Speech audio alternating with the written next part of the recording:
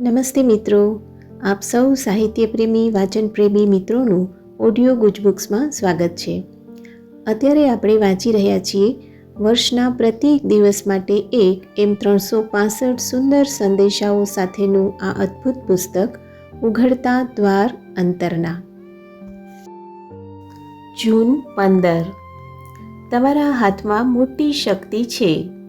એનો ઉપયોગ સાચી રીતે સમગ્રના હિત માટે થાય તે જોજો.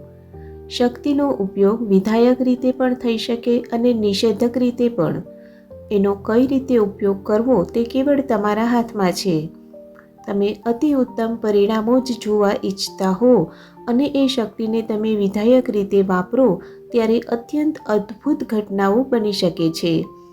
વીજળીની શક્તિ જ્યારે વિધાયક રીતે વપરાય છે ત્યારે એ જબરા મોટા યંત્રો ચલાવી શકે છે, શહેરોને અજવાળી શકે છે, અતિ આશ્ચર્યકારક બાબતો કરી શકે છે.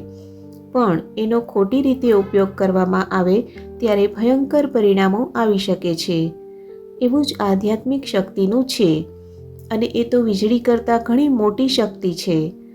પોતાનો ઉપયોગ થાય એની તે રાહ જુએ છે, પણ એનો સાચી દિશામાં ઉપયોગ થવો જોઈએ.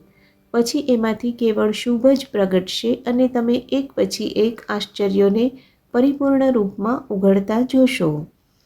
જે લોકો સજ્જ છે અને આ શક્તિને યોગ્ય રીતે વાપરવા તૈયાર છે તેમને નવું સ્વર્ગ અને નવી ધરા અવતરવામાં મદદ કરવા માટે નિયુક્ત કરવામાં આવી રહ્યા છે. આપનો આજનો દિવસ શુભ રહે.